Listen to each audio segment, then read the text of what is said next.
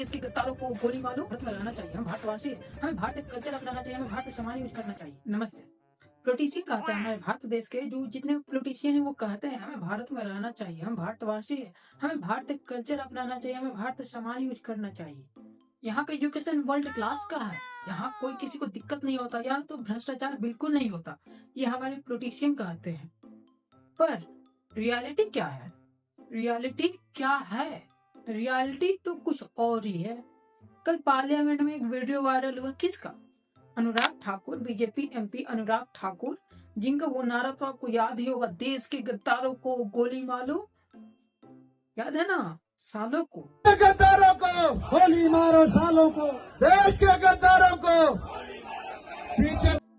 वो नारा आपको तो अच्छी तरह से याद होगा, वो किसके लिए कहा गया था, क्यों कहा गया था।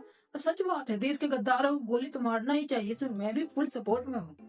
लेकिन ये लोग हिंदू देवी देवताओं को लेकर ऐसी ऐसी बातें करते हैं, हमारी जो गाय माता है उसको रिलेटेड ये लोग कितनी बातें करते हैं, उनकी पूजा करना चाहिए, ये करना चाहिए, वो करना चाहिए। हम तो पूजा करते हैं, ये हम पूजा करते हैं ये, मगर क्या ये लोग करते हैं? बिल्कुल नहीं करते हैं। क्या जो वीडियो कल पार्लियामेंट में जो वीडियो वायरल हो रहा है, जो बेल्ट को लेकर, जो बेल्ट को ये छिपा रहे थे, ऐसे ऐसे करते बेल्ट को अपना छिपा रहे थे, वो बेल्ट को क्यों छिपा रहे थे? वो बेल्ट को छिपा क्यों रहे थे मालूम है आपको ना? वो बेल्ट की कीमत तो लाख रुपया है, मान के चलो लाख रुपया है, 2 लाख, वो बेल्ट का कीमत हटाइए, पैसे की कमी इनके पास होगी नहीं तो ये लाख का पहने, 2 लाख का पहने, 10 लाख का सामान पहने, कोई दिक्कत नहीं है। बिल्कुल मुझे ना दिक्कत है, ना किसी देशवासी को दिक्कत होगा। दिक्कत तो उस बात से है जिस बात को कंपनी ने बताया। कंपनी के मुताबिक वो बेल्ट ना बछड़े का चमड़ी जो है ना, बछड़े का चमड़ी से बना हुआ है।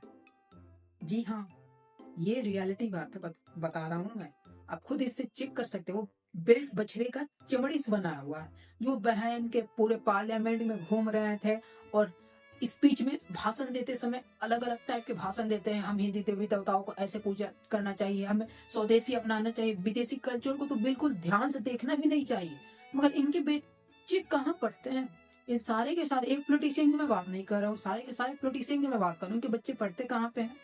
इनके बच्चे पढ़ते हैं विदेशों में, वहां का कल्चर अपनाते हैं, वहां का सब कुछ पहन पढ़ावा, वहां का स्टाइल उस्टाइल सब कुछ विदेशी कल्चर आता है। लेकिन ये लोग भाषण में कहते हैं हमें विदेशी कल्चर को बिल्कुल नहीं अपनाना चाहिए। आम आदमी, अगर कोई आम आदमी कुछ गलत पहने हुए पोस्ट कर देगा, यही बेल्ट कोई आम आदमी पहन के पोस्ट कर दिया होता ना, उस पर अभी तक एंटी हिंदू, एंटी नेशनल का धब्बा लग चुका होता।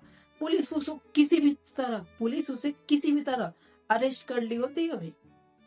ये है हमारे देश के महान महान पोलिटिशियन।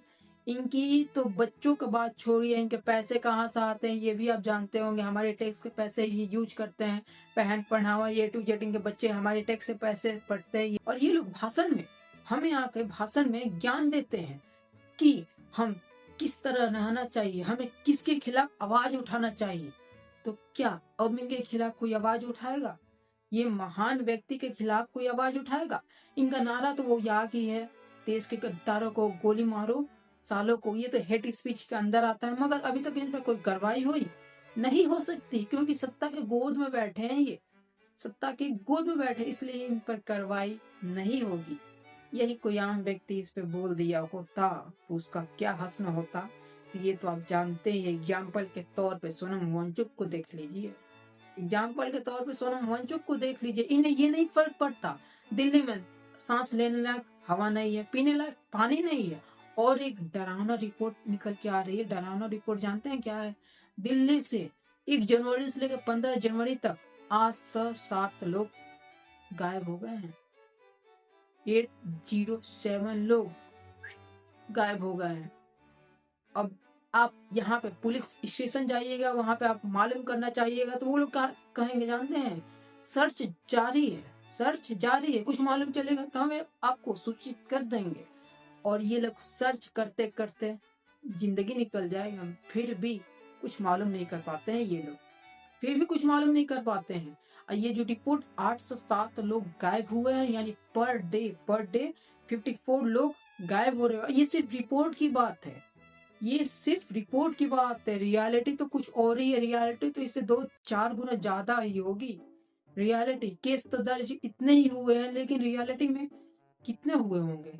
पूरे भारत देश में कितने लोग गायब होते हैं?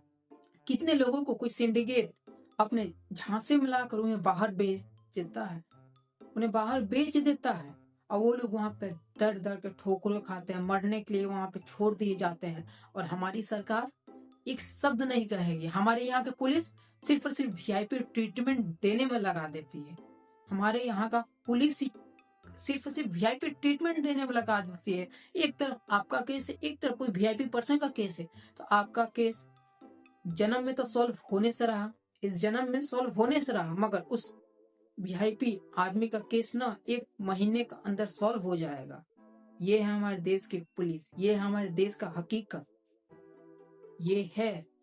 ये लोग भाषण में अलग अलग तरह से बातें बोलते हैं, अलग अलग तरह से दूसरों पर भ्रष्टाचार के आरोप लगाते हैं। अगर कोई गलत पहन के चल जाएगा तो उसके खिलाफ फट से ट्वीट कर देंगे, ये लोग फट से ट्वीट कर देंगे। और देश में तो ऐसे ही नफरती भाषण इतने निकल के आ रहे हैं, इतने ज्यादा निकल के आ रहे हैं, बोलिए ही मत, बोलिए ही मत।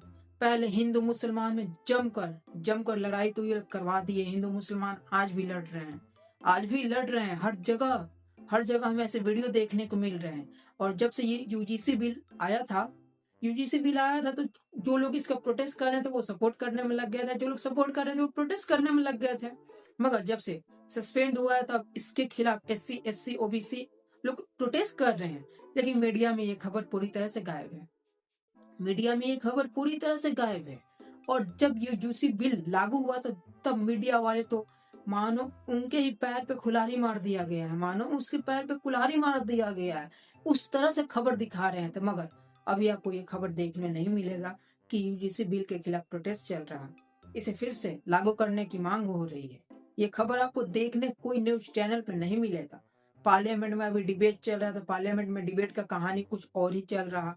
देश के लोकल मुद्दे बिल्कुल नहीं, बिल्कुल देश के लोकल मुद्दे की आप किसी के जवान से ये नहीं सुने कि देश का लोकल मुद्दा कौन उठा रहा, किसी जवान से आपने नहीं सुना होगा। ये है हमारे देश का हकीकत, ये है हमारे देश का भ्रष्टाचार की हकीकत। और जो लोग इसके खिलाफ आवाज उठाएंगे, इस भ्रष्टाचार के खिलाफ आवाज उठाएंगे, उसको आप जेल में पाएंगे या कब्र में पाएंगे। ये है हमारे देश की हकीकत। इस पर कोई बात नहीं करना चाहता है, कोई पॉलिटिशियन इस पर बात नहीं करना चाहता। पॉलिटिशियन सिर्फ एक दूसरे के बुराई करने में ही बिता देते हैं, पॉलिटिशियन सब एक दूसरे की बुराई करने में ही बिता देते हैं। आपस में तो टीवी डिबेट में इस तरह लड़ेंगे, मगर एक ही थाले के चट्टे बट्टे हैं वो। आप सोचिए, आवाज उठाना सीखिए, वरना आपकी आवाज इस कदर दबाई जाएगी, इस कदर दबाई जाएगी, तो आप जीने लायक नहीं बचेंगे, जीने लायक नहीं बचेंगे। अभी तो ये दिल्ली का हाल जो मैंने बताया, सांस लेने लायक, पानी पीने लायक नहीं है। ये दिल्ली का ही हाल नहीं, पूरे भारत का हाल मैं बता रहा हूँ, पूरे भारत का हाल। ना जाने कितने बच्चियां गायब हो रही है, कितने लोगों के साथ गलत गलत काम हो रहे हैं, कितने लोग बिन गुनाह होकर जेल में कैदी बने हुए हैं। और जब उनकी रिहाई का डेट आ रहा कब, तब वो 100 साल पार हो चुके हैं, तब उनको रिहाई मिल रही है, तब उन्हें मालूम चल रहा है, कोर्ट को मालूम चल रहा है, तो ये तो बेगुनाह है, इसे 42 साल 40 साल यूं ही जेल में बिता दिया। ऐसे ऐसे खबर सच में दिमाग हिला देता है। इसलिए सोचिए, समझिए, विचार कीजिए और अपने देश के लिए आवाज उठाइए। आज नहीं तो कब आवाज उठाइएगा, आवाज उठाना सीखिए। जय हिंद।